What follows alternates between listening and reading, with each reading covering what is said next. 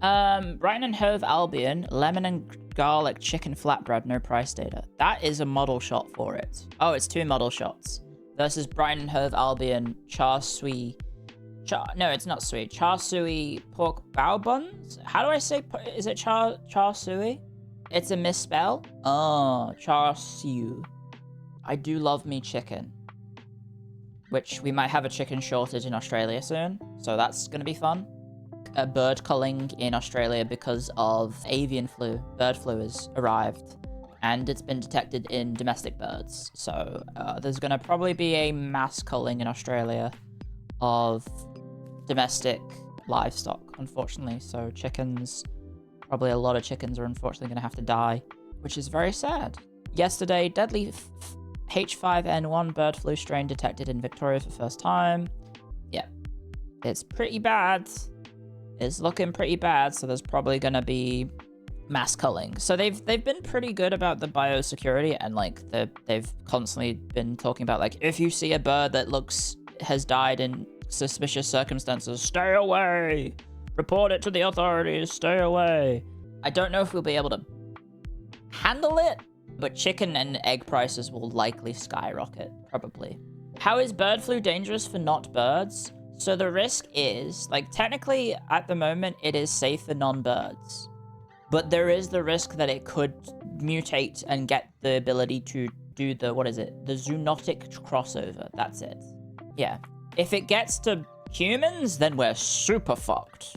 Regular flu moved around with birds as well. Right. Then it becomes a human flu, and it's very, very deadly, right? Like, at least for my understanding with the bird flu, and obviously birds and humans have different sort of, well, obviously anatomy, but I was trying to say, like, strength when it comes to resisting diseases, right? But my understanding is that this strain of bird flu is particularly deadly. And so it is basically just a death sentence for most birds if they get it.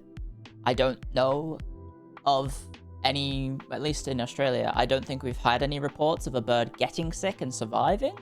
So yeah, the main issue is that we don't want bird flu to become a human bird flu. Yeah.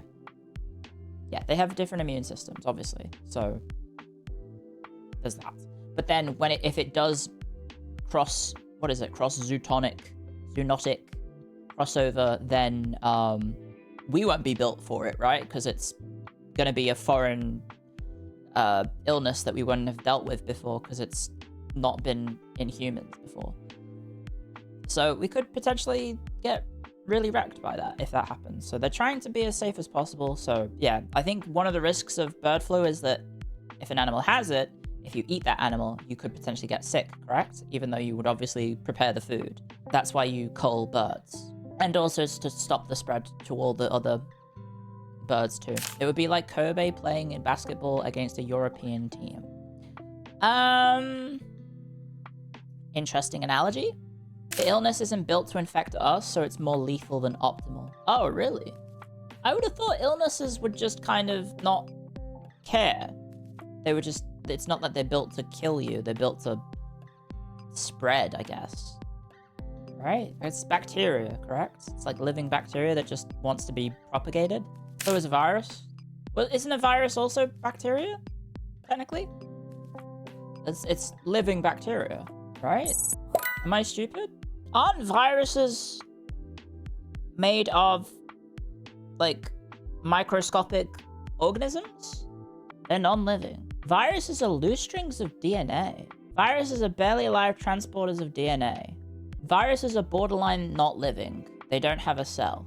It's a packet of DNA that dumps itself inside a cell. They don't have a normal cell contents like a nucleus or mitochondria. Oh, okay. I didn't know that. For some reason, I was under the misconception that viruses kind of and illnesses were just like a little evil bacteria that was just like, haha, spread me. Then how do viruses evolve? Well, bacteria is a living thing, so it evolves like we do, right? That was my assumption. Isn't bacteria a living creature that is built with the same, I guess, the same sort of logic that all living beings are, is that they need to reproduce, right? I don't know why I thought bacteria and viruses were kind of the same thing, but there you go. It's kind of one of those things where you learn about them and you just probably take them at complete face value. is probably was like, oh yeah, a virus and bacteria. I just probably associated them as the same thing. So full disclaimer, I moved school so often, I didn't really get science education, like at all. And by the time I did like stay in a school for long enough that I got like consistent education in science, it was just physics. And people say the American education system is shit. So the thing isn't necessarily that the system is shit, it's the fact that I moved. Like, you don't have standardized education from school to school to school to school. Like, every student in the world or in a country isn't just learning the exact same thing every week as everyone else, right? You can't tell me electrolysis? Electrolysis? Probably not. I don't know. So the thing is, I moved so often that, like, I went from... Like, this happened with, like, sex ed as well. Good thing you didn't need that. True. Did you not get to do the condom on the banana? Nope. So I missed out on learning about most scientific things that I guess you would learn in a university. Not university, sorry, in high school. I missed out on that. Like, simple things like, I guess, what is a virus? And Clio probably just took it as face value and went, oh yeah, that's the thing that gets you sick, like bacteria. Like an illness. Like if you have a cold, that's a virus, I guess. No basic science course at university? No, so in Australia, we don't do the faff that you guys do in America, where if you take a degree, you have to do, like, random electives. I did a degree in which all I took were the courses that my course required.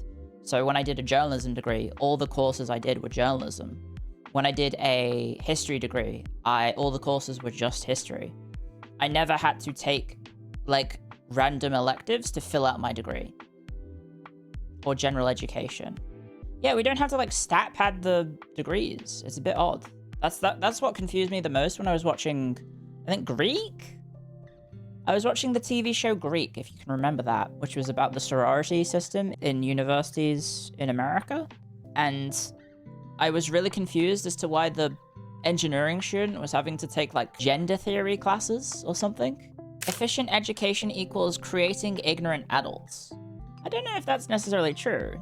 Because it's not all universities in America that do it, right? It's specifically the quote-unquote liberal arts ones that do that, right?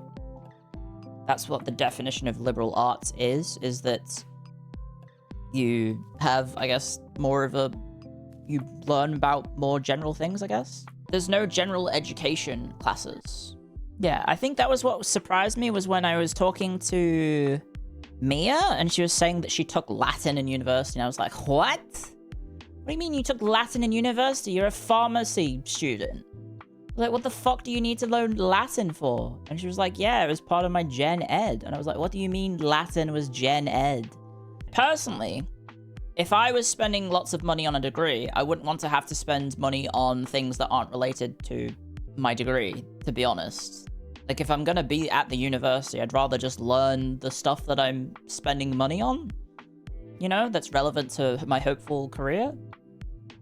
That's me, at least. Because I think if I had to do, like, if I was, like, doing a history degree and they made me do, like, basic maths, I'd be like, fuck this. I would view universities, depending on the degree, as job training for some sectors and education for others, right? Like, if you are doing an engineering degree, I feel like that is a practical job training degree.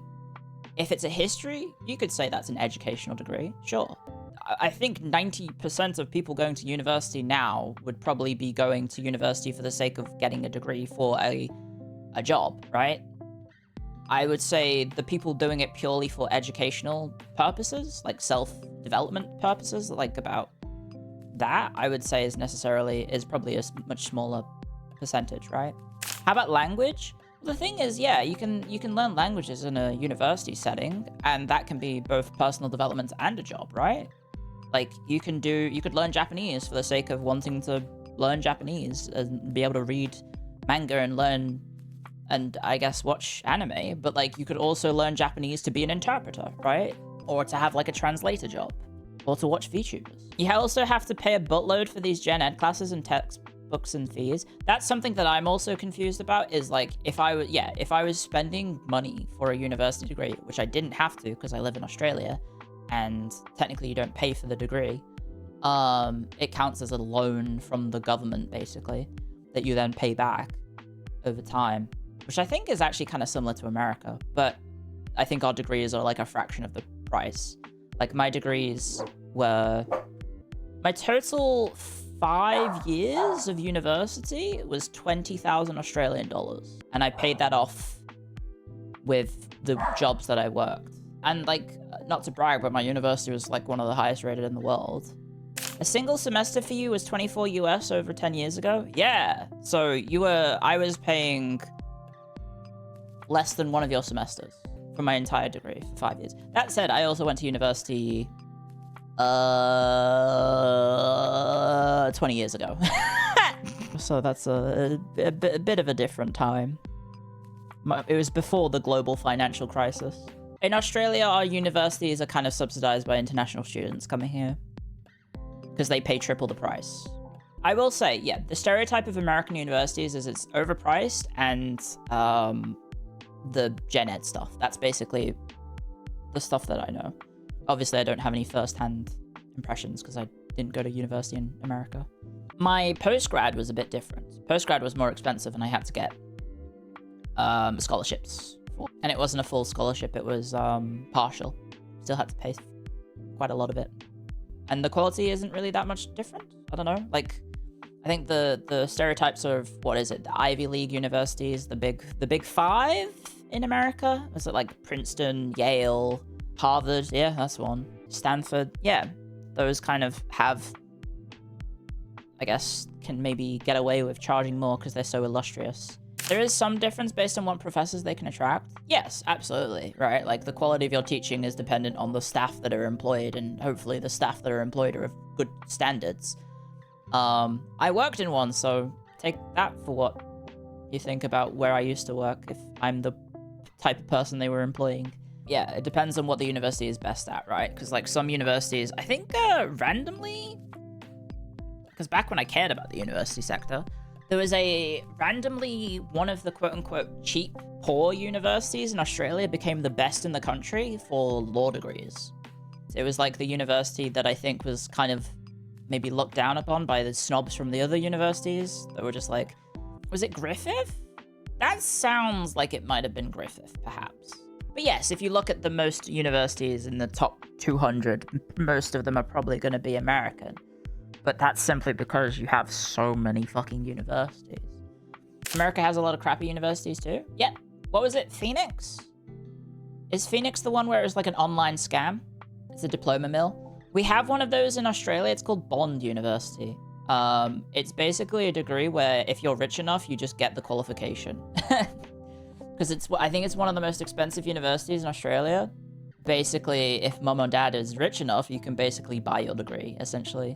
Whereas my university, it was pretty good. It was a pretty good university. It's not the best in Australia. I think best in Australia overall is, I think it's Canberra, isn't it? It's University of Australia. Number 1. Oh no, University of New South Wales, apparently, is ranked 19th in the world. University of Melbourne is 22nd. University of Sydney is 28th. ANU is 29th. Monash is 31st. UQ, University of Queensland, is 40th. AU, Adelaide University, 79. Yeah. Back in the day, I'm pretty sure ANU was the number 1 Australian one. Yeah, I hope you didn't mind that tangent. Shall we play some more Scramble? We literally haven't started. I think you guys are mostly saying right. I would lean right as well because it's £8 and this doesn't have a price. This is probably more expensive. Pork better than chicken? I think I'm the opposite. But, oh, that's what sparked this. That's what sparked it, isn't it? I said, oh yeah, but chicken and eggs, they're going to get expensive because of bird flu being here. Left because you're Chinese and you've had enough of char siu. How do I say it? Dumpling boy. Dumpling boy, I require translations. Let's go to bao buns. No! I should remember that most people playing this game are white. Char siu. Is it or I? Brighton and Hove Albion versus Brighton and Hove Albion. I'm starting to sense a pattern here. Jackfruit, if available, £7 on the barbecue pork burrito. It's just model shots versus Sunday dinner in a Yorkshire pud. 8 quid. I feel like left is probably going to win, but I would definitely have right. I'm going to pick it. Yep, there you go. Bombay chicken curry with a garlic and coriander naan, rice and mango chutney. Ooh, £7.50. Ooh. Versus Brighton and Hove Albion, beef chili con carne, slow cooked. Oh shit. That looks really good. This is a modeling shot. This has to be. Right?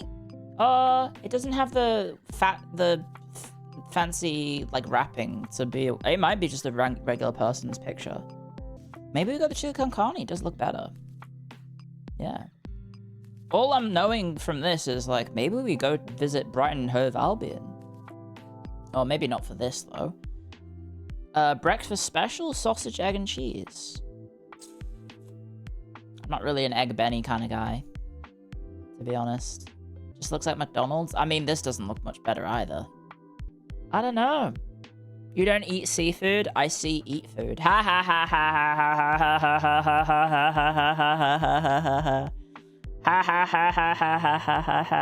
ha ha ha ha. The presentation of this is ass. This doesn't look good either, but I'm gonna go this. Oh, never mind. Fuck me, I guess. Korean barbecue cauliflower wings. £8. Brighton and Hove Albion. Versus Sunday roast and a Yorkshire pudding. £8.50. I'm going the Yorkshire pud. What? What? Oh no. Brighton and Hove cheesy chips. They haven't melted the cheese. £6. Oh, they've even done like the... It's like a modeling shot, but they've forgot to melt the cheese. That's just cheese and chips with, I guess, cheesy sauce. Versus a Scotch egg for £5.50? Oh, it has to be left. That's just an egg. Fucking hell. It started off really good and now it's just devolving. Except now we're back. Sunday dinner and a Yorkshire pudding, 8 quid. Fish and chips with mushy peas and curry sauce. Well, we obviously know what's gonna win. It's not the fucking mushy peas, is it? What? Okay, I think I understand why Brighton and Hove Albion started tryharding in Scramble. Or at least in their food. It's probably because these pictures were used in Scramble and they were like, fuck, we have to fix this. Yikes. That looks really bad on the left and it looks really sad on the right, but at least the right has sauce? Oh my god! Apple and mince pie crumble with custard. 6 quid. You can't even fucking see the food. Versus a really sad-looking burger with a gherkin. I think I go the burger. Oh my god. Oh, Jesus Christ. What the fuck is that? Double cheeseburger, £7.50 versus cheeseburger, £7. You lose regardless. I think I've lost today. Look at this. This is absolutely shite. I think if you eat this, you get sick. And if you eat this, you're going to be biting like a hockey puck. And break your teeth. I think I go left. I don't know. This looks so sad. But at least it looks cooked. This looks weird. I mean, it's cooked underneath. That's horrendous. That's my worst ever Scramble. Oh my god. It's hard. It's awful. Laundry day for me. No, that was difficult. Some of these were fucked up. I mean, this one is... It started off really good. Like, these both look delicious. I should have remembered the average person playing Scramble is white. They're gonna pick the white people food. And this one. And then it just... I don't think that looks good. I don't understand how this lost to that. How? I would hazard a guess the most Asian people playing Scramble are probably VTubers.